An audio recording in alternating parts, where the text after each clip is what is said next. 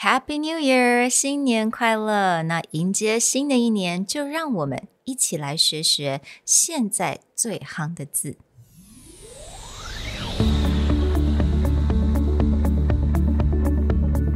Hello， 欢迎来到 Executive Plus 主管与沟通力的 Podcast。I'm Sherry, an educator, certified coach, and style enthusiast. 我相信专业有效的沟通是语言跟逻辑的完美结合。And I'm Nick, a startup consultant, corporate trainer, and late-night gaming junkie. I believe great communication requires the right mindset and solid frameworks. 我们希望带给大家职场英语的技能、跨文化沟通技巧与其他能帮助您成为出色领导者的工具。Join us each week as we share our experience, research, and methodologies to take your communication and language skills from good to great.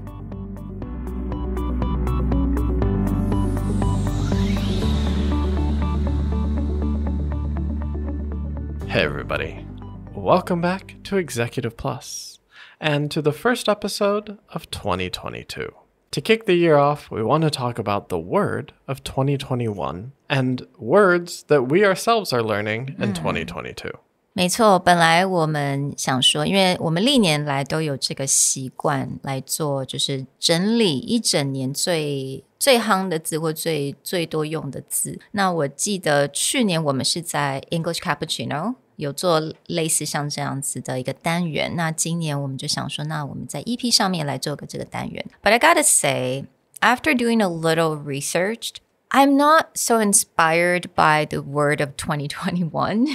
Yeah, it's definitely something that it's because we've heard it a lot. Yeah. It was a big center of 2021. And it's just the word vax. Yeah. That's it. Episode over. And when we started doing research for this episode, because we thought, I think 2020, we actually had a better word talking about the transition. Yeah. And then 2021 is just a word that everyone is familiar with at that point. Right. And also with COVID, 因为疫情的关系，当然大家最多常在新闻上听到的字一定会跟疫情有关系。But I thought that's a bit of a downer going into like a new year. So we wanted to do something a little bit more fun, something that's the words are very in 2021 or like the recent years. And some of these words we actually learned for ourselves. I mean, at its heart, this podcast is about growing and learning more. And it's kind of funny looking back at a lot of the hip words, especially among younger generation. Yeah. There were certain words where you're like, what? That's a word? Really? But the other fun part is you actually start to see words recycle. So words that were important when Sherry and I were teenagers.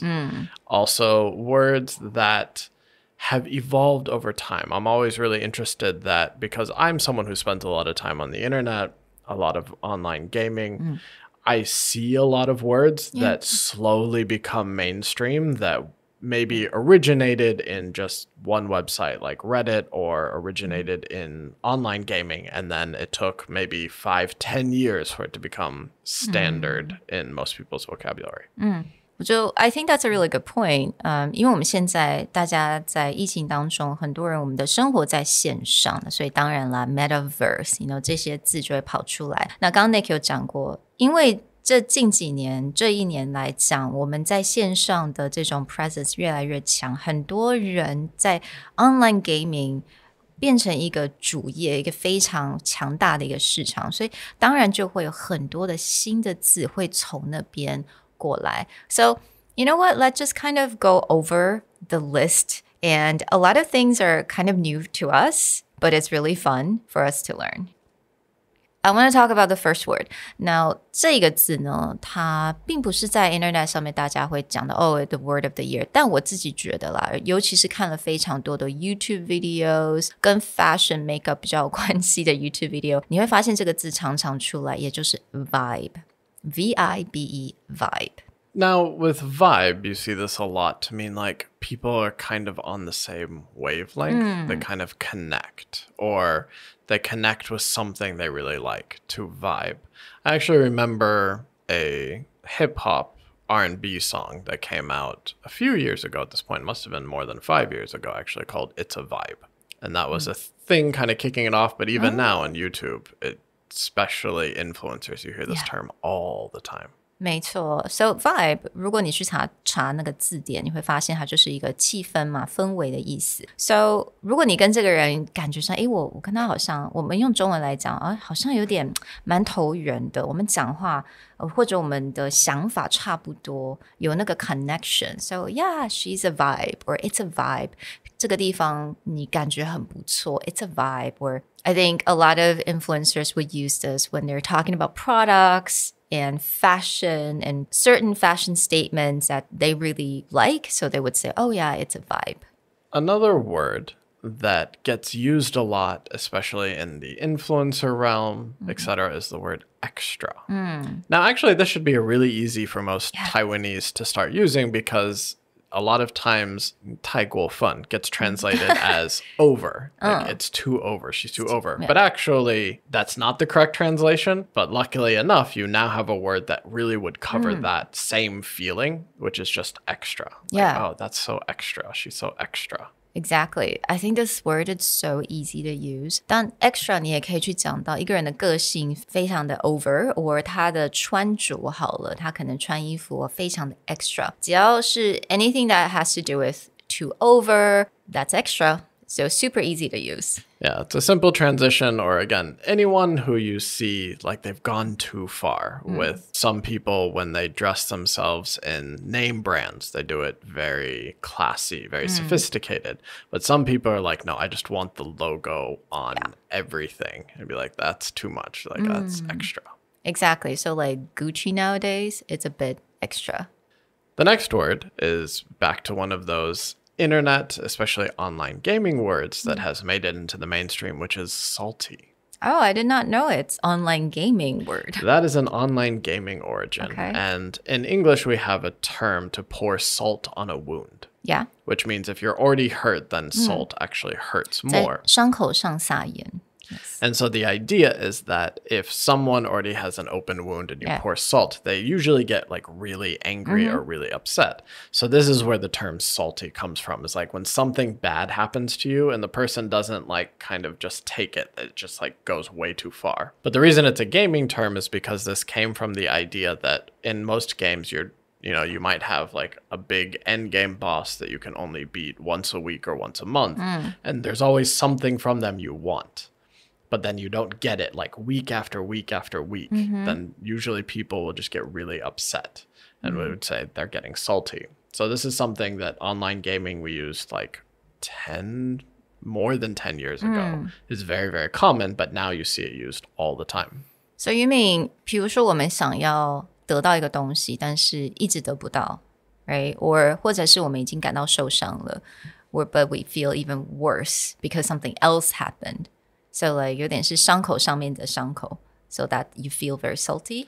Yeah, you feel it because again, it's salt on the wound. So it's like something that you're already upset about and then something exacerbates it and makes it even worse. Okay. And now that person becomes salty. Okay. Yeah, so you might see it a lot of, I don't know if anyone plays mobile games. There's a type of mobile game called gotcha games. Yeah. And it's based on the old like turn ball coin thing that you see in Taiwan still. But then again, it's not a guarantee that you get something. And so people spend more and more money. Well, they spend more money, they continually don't get what they want. Then that's like extra salt on the wound. It's salty. 就像你去玩那个夹娃娃机有没有？你想要得到那个东西，但是 of course.The design is not to let you get exactly what you wanted, so you get salty. Okay. Yeah. So the next two words, I have no idea what they mean, and you seem to know. So. Yeah. Well, one is just because it's a shortened version. So the word sus, like, that's looking very sus. Suspicious? Suspicious. Okay. So it's just a shortened word of suspicious. So if you're like, oh, they were acting really sus, then it means that like you don't trust what they're doing or you don't trust the thing. Like, I don't know, that street looks really sus. Like it's a very like a dark alley. I don't recommend going down there. So or you might, someone might be selling bags on the street and be like, oh, all authentic bags. And you're looking like, it's kind of sus. Okay. So 很可疑的啦. Suspicious. That's very interesting. Okay. Yeah. The other place that you see this a lot is actually in the dating world. Again, not in the dating world, so I can't comment on that. But in the dating world, like if a guy sent a girl a message that is seemingly innocent. Like, hey, I was just about to go get hot pot. Would you, what do you think? Where it seems very innocent, but then immediately, maybe based on the person or based on like their behavior, someone might look at it and be like, that's sus. Like, I don't think they just want to go get hot pot. All right. Suspicious. Sus. The next word that you were looking at is flex. So flex on its surface is, again, like someone flex their muscles, like a big buff person. And that's where it actually comes from, the idea of like flex your muscles.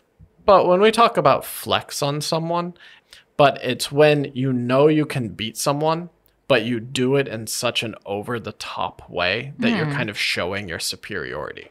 So it's not good enough just to like beat someone in a game. To flex on them is to like using every skill at your disposal just to humiliate them. That's what it is to flex on someone. 所以刚刚 Nick 讲 flex 这个字，它是从 flex muscles 从这边过来。那 flex muscle 如果我觉得大部分人应该知道我在讲什么，就是活动你的肌肉。比如说你要男生要秀给女生看，你看我有腹肌耶，然后他就会flex the muscle, make it tight, right? Make it very obvious to flex your muscles. 在这个地方呢，我们如果用在平常生活当中，有种新的用法，就是你去，尤其是对你的敌人或你的竞争对手，你就是要让他们非常 embarrassed, 做到那种 over, like, is it kind of like over the top?Yeah, like it's not necessary to go that far to beat someone. So like, for example, in a game or like even basketball, like if you have a top basketball player who's playing like high school students. Like they don't require all their skills. But if a top basketball player is just like humiliating, basically dunking on them, dribbling around them, making them look like idiots, that's flexing on them. Like it's actually meant to be like a domination thing. So let's say Michael Jordan 好了，想要跟一个小朋友比赛篮球，他轻而易举就可以赢了，但是他没有，他用尽他全力，然后让那个小朋友能够感到 Oh my God, so embarrassed like that. Okay, that's flexing on someone. So it's like when you take every asset or everything you have just to like dominate just to the show other side. Them. Okay. The next word is actually kind of fun. 如果你现在在想说要不要baby 要出生了，我到底要给这个 baby 什么名字，尤其是女生的话，我会建议大家千万不要取 Karen 这个字。But in a few years later， 可能这个字就会变成没有太多的意义。So if your name is Karen, don't worry too much. It'll probably go away eventually. It will probably go away, yes. So what does it really mean, Nick? So Karen, because it's a very stereotypical white female name. Okay. So this is not something you will see in a lot of other races, a lot of other ethnicities. That's like true. Karen is very white. And so it kind of got associated with the very privileged, I think I'm right about everything, middle-aged white woman in America who thinks that they're the one who needs to tell a restaurant what to do and like tell everyone what is right, and that it's their job to like inform the world of how things should work.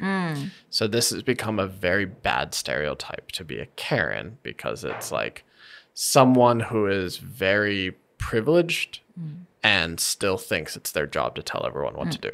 当然我觉得因为 social media 或者是 TikTok在之前有非常多这样的一些 video， 就是有些人会去录啊，比如说某一个白人的女性，通常都是大概 like 30-40几岁 right？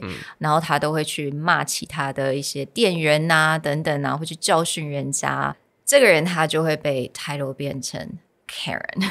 So oh my gosh, she's such a Karen, right? That became like a thing. Like embarrassingly so. It's not someone who's very kind about it, subtle about it, but it's like, again, that privileged attitude of you should listen to me because I know what's what kind of feeling. Now, is there any difference between Karen with a K or Karen with a C? Well, usually for this case, I always use Karen with a K, K-A-R-E-N. Okay. It's always gotcha. Karen. 所以你如果目前你的名字是 Karen 的话 with a K, then you can kind of change it to a C for now. The next two words are fun because they have a very similar meaning. But it's interesting because you always have terms that the meaning is always there, and then the term just slightly adjusts, right? So in this case, like the term straight fire, like that's straight fire. It's actually pretty easy to guess what that means. 就是火, right? Yeah. So it's just hot. Just fire, yeah. Yeah, like that's hot. And then this is back to, again, Sherry and I's teenage years with like the movie Clueless or Paris Hilton. Like it's totally hot. It's hot. It's hot. Like it's good, right? So if anything, if someone's like, that's straight fire, that's like, it means it's awesome. It's hot. It's great. And we can also say it's Gucci. So Gucci doesn't just mean the brand Gucci anymore. It actually becomes a term, which is very interesting. I don't know how, but yeah, 如果你用这个 word Gucci, so Gucci, literally the brand Gucci, 它也是意思就是 oh, it's hot, it's cool. Like it's trendy in style. And so you'll be like, oh, that's totally Gucci. Which I don't know why they chose Gucci. Maybe it's just it sounds fun instead of being I guess if you say, oh, it's totally Burberry. Yeah. It's totally, not as catchy. It's totally Tesla. Okay. I guess Gucci is quite catchy. Back into the dating terms that some I've heard of, some were kind of new. Yeah. One term that's been around for a long time, catfishing, which that's been an internet term for quite a while, but I guess it's becoming even bigger now. I'm not sure why this is considered trendy. It's definitely came from online dating, right? Right? 就是现在很多人在线上交友嘛。那 catfish 就是他可能用的是别人的相片，他也用的是名人啊，很帅。现在一大堆这种有没有诈骗集团？然后有些人就会用那种很帅或者很漂亮女生的照片，但是他是来骗这个人。So that's catfish. Because of COVID, there's a new term came from catfish. It's called maskfish. Mask 也就是我们的口罩，所以它意思就是说，有些人也是在 online dating 这样子的 platform 上面，他戴口罩照相，但是因为戴口罩呢，照相通常都会让我们比较长得比较帅，或者看起来比较漂亮。So 那你也可以，有些人就会借这种方式再去骗人家。So that's called a maskfish. Yeah, that's kind of interesting. Like, I never thought of that, but it makes sense, right? You always see people who you don't quite exactly know what they really look like. So, yeah. So, I mean, sometimes you heard like, oh my gosh, she's been catfished or he's been catfished. Yeah.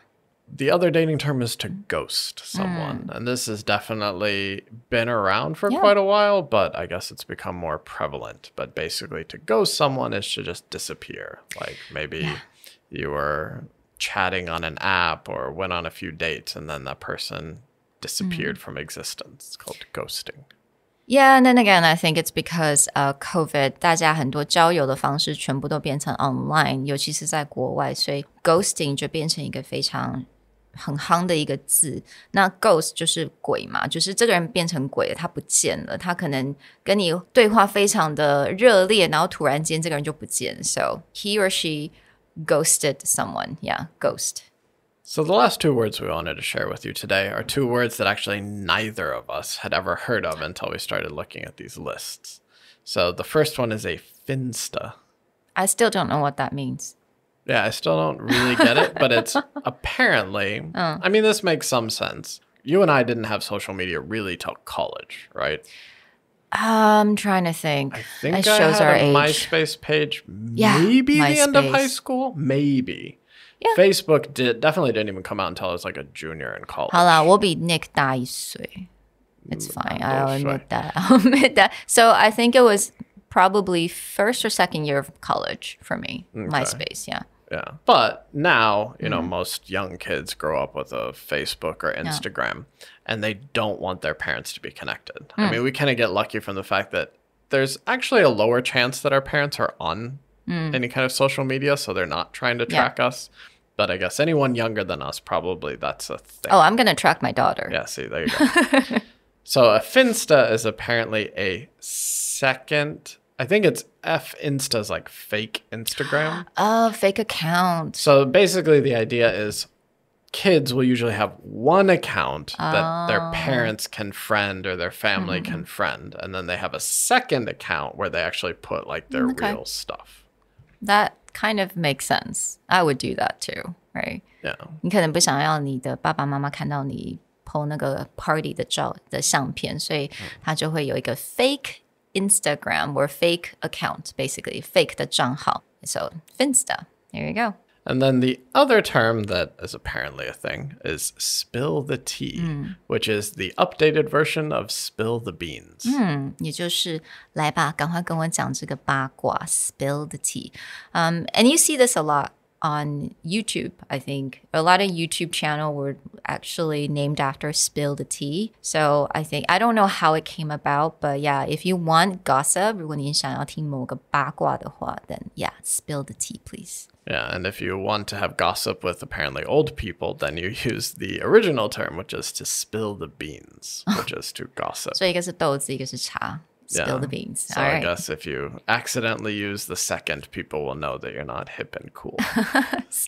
Well, we hope that you enjoyed learning the new words of 2021 and the hot trendy words with us. And we'll get back to our regularly scheduled education stuff soon. But we thought we would start the year with something fun. And we'll talk to you guys next time. Bye. Bye. The Executive Plus podcast is a Presentality Group production, produced and hosted by Sherry Fang and Nick Howard. You can search us on Facebook, 主管英文 Executive Plus. You can also find us on Instagram, Communication R&D, and email us at sherry@epstyleplus.com.